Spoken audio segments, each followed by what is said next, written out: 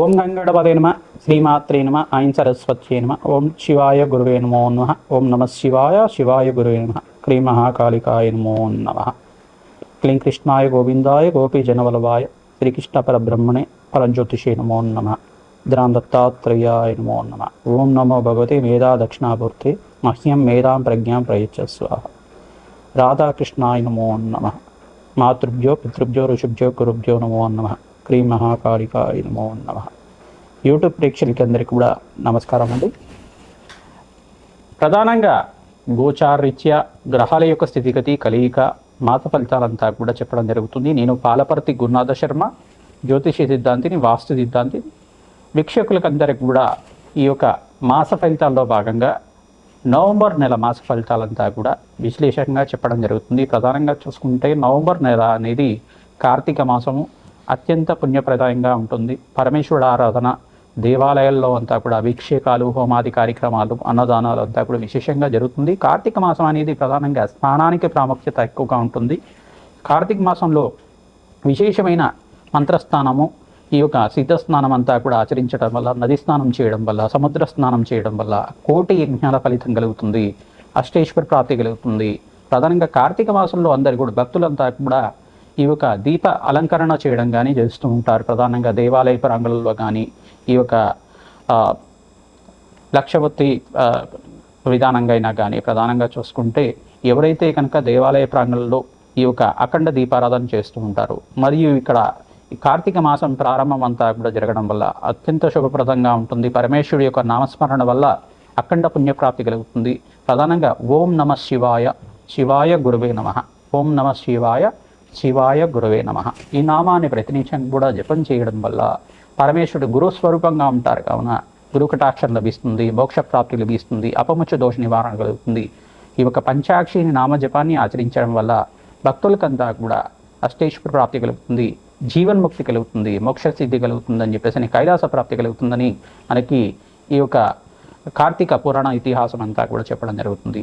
మాస ఫలితాల్లో భాగంగా చూసుకుంటే కార్తీక మాసం అనేది శ్రేష్టమైన మాసంగా, పుణ్యప్రదమైన మాసంగా, శివకేశవులకి ఇద్దరికి కూడా ప్రీతికరమైన మాసంగా చెప్పడం జరుగుతుంది. కృత్తిక నక్షత్రం అనేది పౌర్ణమి వేళలో సంభవిస్తుంది కావున ఇది కార్తీక మాసం అని చెప్పేసి అంటూ ఉంటారు. ప్రధానంగా కృత్తిక నక్షత్రంలో పౌర్ణమిని సంభవించినప్పుడు కార్తీక మాసం అనేది వస్తూ ఉంటుంది. ప్రధానంగా ఎవరైతే కనుక ఈ కార్తీక మాసంలో విశేషంగా స్వల్ప మాత్రం చేతనే భక్తిగా, శ్రద్ధగా పరమేశ్వరుడు ఆరాధన భక్తిగా చేస్తే మీకంతా కూడా మోక్ష ప్రాప్తి లభిస్తుంది, కుబేరత్వం లభిస్తుంది, అష్టేశ్వర ప్రాప్తి కలుగుతుంది, పుత్ర పౌత్రాది సమృద్ధి కలుగుతుంది, జన్మ జన్మాంతరమైన మహాపాతకాలంతా కూడా పోతాయి.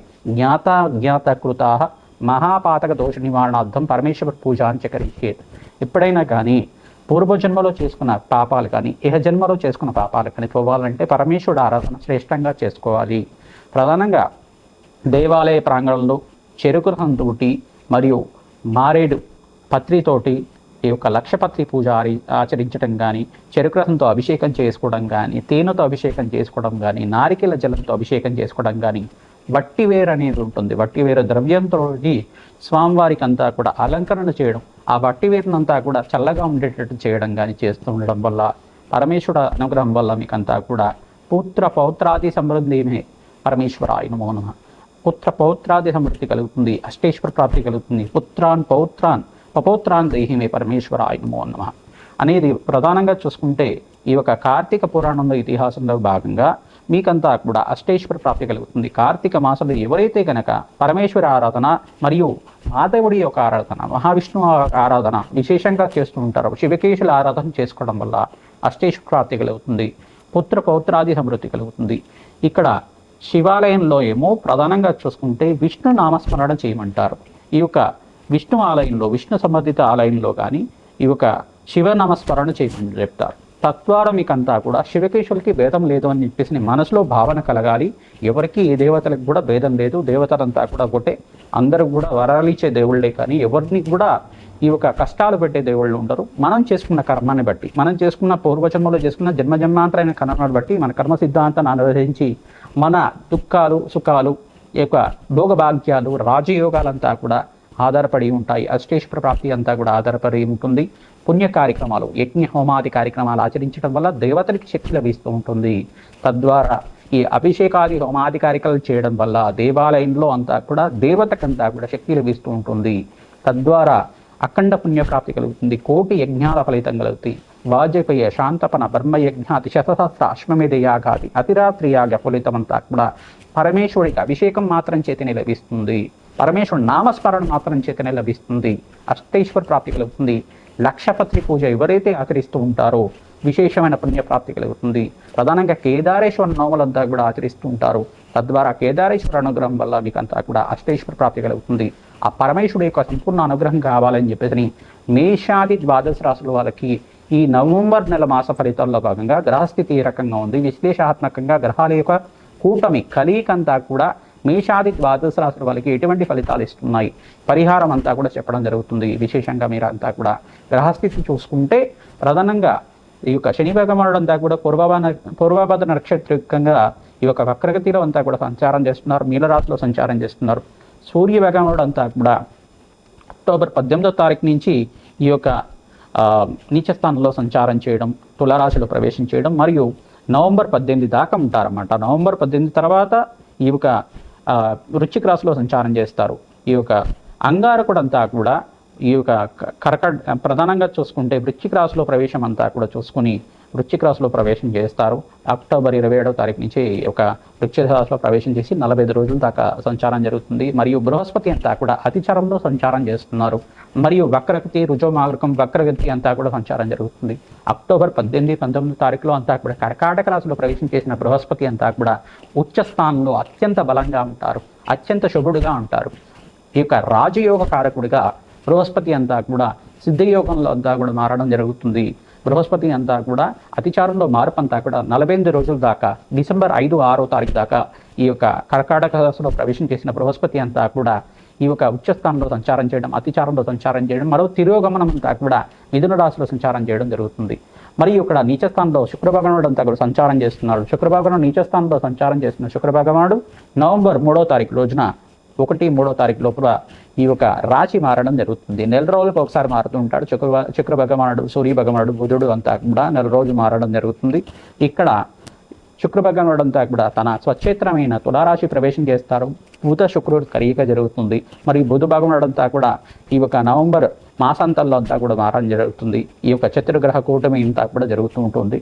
ఇక్కడ ప్రధానంగా చూసుకుంటే కార్తీక మాసంలో పరమేశ్వరుడు ఆరాధన, శివకేశవుల ఆరాధన విశేషంగా చేసుకోవడం, మరియు ఇక్కడ నవంబర్ 20 తర్వాత మాసాంతంలో ప్రధానంగా మార్గశీర్ష మాసం అంతా కూడా గురు దత్తాత్రేయ స్వామి వారికి ప్రీతికరమైన మాసము, తేజోవంతమైన మాసం. మార్గశీర్ష మాసంలో ఎవరైతే కనుక దత్తాత్రేయ ఆరాధన చేస్తూ ఉంటారో దత్తాత్రేయాయ స్మరణ మాత్రమే సంతుష్టాయ నమః ఇటువంటి నామాన్ని జపాన్ని ఆచరించుకోవడం, దత్తాత్రేయాయ దిగంబరాయ దత్తాత్రేయాయ నమో నమః, అత్రిపుత్రాయ అనసూయసుతయే నమో నమః.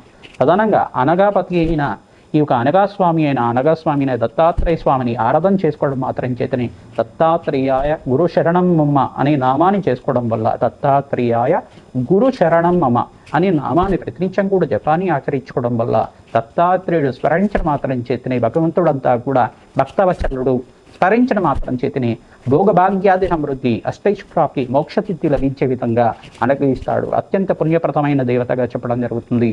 దత్తాత్రేయుడు నామస్మరణ చేయడం వల్ల కోటి యజ్ఞాల ఫలితం కలుగుతుంది. సర్వే పితృణాం శాశ్వత పరబ్రహ్మోక శ్రీనివాసిత్యత్వం దత్తాత్రేయ నామస్మరణ చేయడం చేతనే 27 తరాల దాకా పితృదేవతలంతా కూడా శాశ్వతంగా దత్తాత్రేయ లోకంలో, బ్రహ్మలోకంలో, పరబ్రహ్మలోకంలో స్థిర నివాసంగా ఉంటారు. మోక్ష సిద్ధికి లభిస్తుంది, అష్టేశ్వర ప్రాప్తి కలుగుతుంది. ఈ యొక్క విశేషాలంతా కూడా ఈ మాస ఫలితాల్లో భాగంగా చెప్పడం జరుగుతుంది. పరిహారం కూడా చెప్తాం. మీరంతా కూడా పరిహారం ఆచరించండి. మీకు జన్మజాతకమే ప్రధానమైన జాతకంగా ఉంటుంది. మీ జన్మజాతకంలో ఎటువంటి దోషాలు ఉన్నాయి, పరిహారం అంతా కూడా యజ్ఞ హోమాది కార్యక్రమాలు, పరమేశ్వరుడు అభిషేక హోమాది కార్యక్రమాలు, లక్షపత్రి పూజా విధానం అంతా కూడా మా పీఠం ద్వారా చేయడం జరుగుతుంది. ప్రధానంగా మీకు జన్మజాతకాన్ని మీరు విశ్లేషణ చేయించుకొని మీరంతా కూడా పరిష్కారం చేసుకోవడం వల్ల అష్టైశ్వర ప్రాప్తి కలుగుతుంది. ప్రతి పౌర్ణమికి అమావాస్యకంతా కూడా విశేష హోమాది కార్యక్రమాలు ఆచరిస్తూ ఉంటాం. రాజశ్యామల యజ్ఞాధికరతలు, పరమేశ్వరుడు రుద్రమంత్రాలతోటి ఈ యొక్క అఘోర పాశ్వత హోమాది కార్యక్రమాలు కానీ, ఈ యొక్క మరియు వారాహిదేవి హోమాది కార్యక్రమాలు కానీ, లక్ష్మీ కుబేర శాంతి హోమాది కార్యక్రమాలు కానీ, ప్రత్యంగరాదేవి హోమాది కార్యక్రమాలు కానీ, విశేషమైన హోమాలంతా కూడా ఆచరించి జన్మజాతకంలో ఉండే గ్రహదోషాలకు నివారణ చేయడం జరుగుతుంది.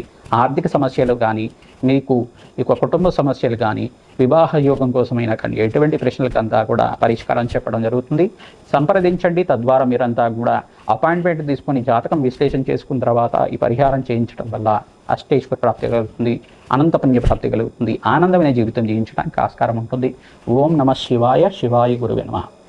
వృశ్చిక రాశి జాతకులకి గోచారీత్యా నవంబర్ నెల మాస ఫలితాల్లో భాగంగా ఎటువంటి ఫలితాలు వస్తాయో తెలుసుకుందాం. ప్రధానంగా వృశ్చిక రాశులు అంతా కూడా చూసుకుంటే ఈ యొక్క వృశ్చిక రాశి వాళ్ళకి బృహస్పతి మార్పు అంతా కూడా అతిచారంలో మార్పు అంతా కూడా అక్టోబర్ 18 తారీఖులో అంతా కూడా కర్కాటక రాశిలో జరుగుతూ ఉంటుంది. మీకు నవంబర్ నెలలో అంతా కూడా యోగకరంగా ఉంటుంది. మీకు అంతా కూడా ప్రధానంగా అంగారకుడు అంతా కూడా వృశ్చిక రాశిలో సంచారం చేయడం, అక్టోబర్ 27వ తారీఖు నుంచి వృశ్చిక రాశిలో ప్రవేశం చేయడం జరుగుతుంది. మరియు సూర్య భగవానుడు కూడా ఈ యొక్క నవంబర్ 18వ తారీఖు రోజున వృశ్చిక రాశిలో ప్రవేశం చేయడం జరుగుతుంది. మీకంతా కూడా రాజయోగ కారణమవుతుంది, అష్టైశ్వర ప్రాప్తి కలుగుతుంది. ప్రధానంగా మీరంతా కూడా బొబ్బర్లు దానం చేసుకోవడం శ్రేయదాయకంగా ఉంటుంది. శనగలంతా కూడా దానం చేసుకోవడం వల్ల గురు కటాక్షం లభిస్తూ ఉంటుంది. కార్తీక మాసంలో విశేషంగా మీరంతా కూడా ఈ యొక్క దత్తాత్రేయ ఆరాధన చేసుకోవడం మరియు పరమేశ్వరుడు ఆరాధన చేసుకోవడం, శ్రీకృష్ణ ఆరాధన చేసుకోవడం వల్ల రాజయోగ కారణమవుతుంది. సుబ్రహ్మణ్య స్వామి కళ్యాణ హోమాది కార్యక్రమాలు ఆచరించుకోవడం వల్ల అంగారక దోషం నుంచి విముక్తి కలుగుతుంది. అప్పుల బాధల నుంచి బయటపడతారు. మీరంతా కూడా లాభసాటిగా మీరంతా కూడా ఈ యొక్క వ్యాపారం కానీ, ఉద్యోగాల్లో కానీ ధనయోగాలంతా కూడా మాసాంతంలో విశేషంగా ఉంటాయి. మహాలక్ష్మీదేవి ఆరాధన విశేషంగా చేసుకోవాలి. పరమేశ్వరుడు ప్రీతికరంగా అఘోర పాశుపత హోమాది కార్యక్రమాలు ఆచరించుకోవడం, అరుణాచలేశ్వర ఆరాధన చేసుకోవడం వల్ల రాజయోగ కారణమవుతుంది. అష్టైశ్వర ప్రాప్తి కలుగుతుంది, పుణ్యప్రాప్తి కలుగుతుంది. మీకంతా కూడా పరమేశ్వరుడు ప్రీతికరంగా నారికేల జలంతో, గంధోదకంతో, పసుపుతోటి మరియు అన్నాభిషేకం కూడా చేయించడం వల్ల మీకు పుణ్యయోగం సిద్ధిస్తుంది. ఈ యొక్క లక్షపత్రి పూజ అనే విశేషమైన పూజ చేస్తూ ఉంటారు. ఆ లక్షపత్రి పూజలో మీ గోత్రనామాలతో ఈ యొక్క విశేషమైన పూజ చేయించుకోవడం వల్ల, మారేడు దళాలతో చేయించుకోవడం వల్ల, తామర పూలతో చేయించుకోవడం వల్ల పరమేశ్వరుడు ప్రీతికరంగా కార్తీక మాసం ఉంటుంది కావున విశేష పుణ్యయోగం సిద్ధిస్తుంది. ఈ యొక్క మహావిష్ణువు ప్రీతికరంగా ప్రధానంగా మీకు ఇక్కడ కేదారేశ్వర నోములు అంతా కూడా ఆచరిస్తూ ఉంటారు. మీకంతా కూడా దేవాలయ ప్రాంగణంలో విశేషంగా ఈ యొక్క దేవాలయంలో అంతా కూడా సత్యనారాయణ వ్రతాలు కానీ, కేదారేశ్వర నోములు కానీ ఆచరించండి, విశేష పుణ్యయోగం సిద్ధిస్తుంది. ప్రధానంగా చూసుకుంటే ఎవరైతే కనుక ఈ యొక్క విష్ణు సంబంధిత దేవాలయంలో, రామాలయంలో కానీ, వెంకటేశ్వర స్వామివారి దేవాలయంలో కానీ, ఈ యొక్క లక్ష్మీ నరసింహస్వామివారి దేవాలయంలో కానీ తులసి మాలని సమర్పిస్తూ ఉండాలి.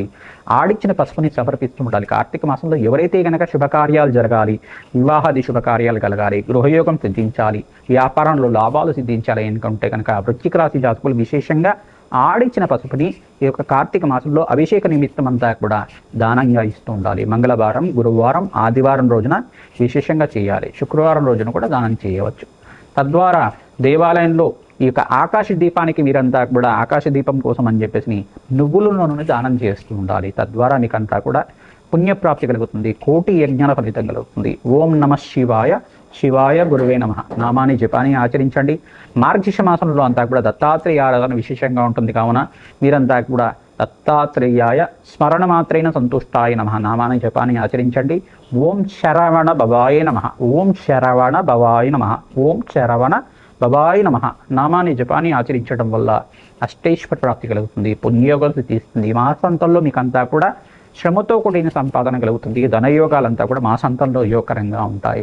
శ్రీమాత్రే నమః. మేషాది ద్వాదశ రాశుల వాళ్ళు కార్తీక మాసంలో విశేషంగా పరమేశ్వరుడు ప్రీతి కనుక కార్తీక పురాణాన్ని పట్టణం చేసుకుంటూ ఉండాలి. శివ పురాణం కానీ మరియు ఈ యొక్క అమ్మవారికి ప్రీతికరంగా మీరంతా కూడా దేవి భాగవతాన్ని పారాయణం చేయడం కానీ, కార్తీక మాసంలో భగవంతుడి యొక్క సేవలో అంతా కూడా భక్తి శ్రద్ధగా పూజ చేసుకోవడం కానీ, కార్తీక మాసంలో కార్తీక పురాణాన్ని పట్టణం చేసుకోవడం వల్ల, శివ పురాణాన్ని పట్టణం చేసుకోవడం వల్ల కానీ, దేవి భాగవతాన్ని పారాయణం చేయడం వల్ల రాజయోగం తీస్తుంది. ఇక్కడ గ్రహస్థితి ఏ రకంగా ఉన్నప్పటికీ కూడా గోచారరీత్యా గ్రహస్థితి అనేది జన్మజాతకంలో గ్రహస్థితి అనేది వేరుగా ఉంటుంది. జన్మ జాతకమే ప్రధానమైన జాతకంగా ఉంటుంది. మేషాది ద్వాదశ రాశుల వాళ్ళు వీక్షకులకు అంతా కూడా చెప్పేది ఏంటంటే ప్రధానంగా మీ జన్మ జాతకాన్ని మీరు పరిశీలన చేసుకొని విశ్లేషణంగా మీరంతా కూడా పరిష్కారం అంతా కూడా చూసుకోవడం వల్ల, జన్మ జాతకానికి దోషాలకి అంతా కూడా పరిష్కారం చేయించుకోవడం వల్ల రాజయోగ కారణమవుతుంది. కార్తీక మాసం పుణ్యప్రదమైన మాసం, శివకేశవులకి అమ్మవారికి అంతా కూడా చాలా ప్రీతికరమైన మాసం కావున విశేషంగా అమ్మవారికి ప్రీతికరంగా మీరంతా కూడా ఈ యొక్క జపహోమాది కార్యక్రమాలు కానీ, పరమేశ్వరుడు ప్రీతికరంగా మహావిష్ణువుకి శివకేశులకు ప్రీతికరంగా పుణ్య కార్యక్రమాలు ఆచరించుకోవడం, అన్నదానం చేయడం వల్ల శ్రేష్టమైన జీవితం తీయించడానికి, పుణ్యయోగం తెదించడానికి, ఆర్థికమైన కష్టాల నుంచి బయటపడడానికి, రుణబాధల నుంచి బయటపడడానికి కానీ, మీకంతా కూడా వ్యాపారంలో మార్పులు కలగడానికి కానీ, బృహస్పతి మార్పు వల్ల రాజయోగం తెచ్చిస్తుంది. 48 రోజుల దాకా ఈ యొక్క బృహస్పతి మార్పు అంతా కూడా రాజయోగ కారణమవుతుంది. కార్తీక మాసంలో పరమేశ్వరుడు ఆరాధన విశేషంగా నారికేల జలంతో, పసుపుతోటి మరియు చెరుకు రసంతో, ఈ యొక్క దానిమ్మ పళ్ళ రసంతో, ఈ యొక్క తేనెతోటి విశేష అభిషేకాది కార్యక్రమాలు ఆచరించుకోవడం, అన్నాభిషేకాన్ని చేయడం వల్ల ప్రదోష కాలంలో ఎవరైతే కనుక విశేషమైన అభిషేకం చేస్తుంటారో, ప్రధానంగా ఈ యొక్క షట్కాల పూజ అంతా కూడా పరమేశ్వరుడు ప్రీతికరంగా చేయించుకోవడం వల్ల పుణ్యయోగం సిద్ధిస్తుంది, రాజ్యయోగం కలిసి వస్తుంది. రుద్రాక్షమాలని ఈ మాసంలో ధారణ చేయాలి. ఎవరైతే కనుక రుద్రాక్షమాలను ధారణ చేస్తూ ఉంటారో పుణ్యయోగం సిద్ధిస్తుంది, అష్టైశ్వర్య ప్రాప్తి కలుగుతుంది. రుద్రాక్ష ఫలితం అంతా కూడా కార్తీక మాసంలో విశేషంగా ఉంటుంది. కావున పరమేశ్వరుడు ప్రీతికరంగా మీరంతా కూడా రుద్రాభిషేకం చేయించుకొని ఆ రుద్రాక్షమాలనంతా కూడా మెడలో ధరించడం, పంచముఖి రుద్రాక్షమాల కానీ, సప్తముఖి రుద్రాక్షమాల కానీ, ఏకముఖి రుద్రాక్షమాల కానీ, షణ్ముఖి రుద్రాక్షమాల కానీ అందరూ కూడా ధరించాలి. తద్వారా రాజయోగ కారణమవుతుంది, అష్టేశ్వర ప్రాప్తి కలుగుతుంది. రుద్రాక్షమాల వేసుకోగానే మీరంతా కూడా పుణ్యయోగం సిద్ధిస్తుంది. కావున దానికి మీరు నియమాలు కూడా పాటించాలి. రుద్రాక్షమాలనంతా కూడా ధారణం చేయడం, నియమాలు కూడా భక్తి శ్రద్ధగా ఆచరించడం, తద్వారా మంచి ఫలితాలు వస్తాయి. రుద్రాక్షమాల వేసుకున్న తర్వాత దాని నియమ నిబంధనలంతా కూడా ఉంటాయి. దాని నియమాలన్నీ కూడా తెలుసుకొని గురువులు తెలుసుకుంటే కనుక గురువు ఆశీర్వాదం వల్ల మీకంతా కూడా అష్టేశ్వర ప్రాప్తి కలుగుతుంది. మీరంతా కూడా రాజయోగ కారణమవుతుంది. శ్రీమాత్రే నమః.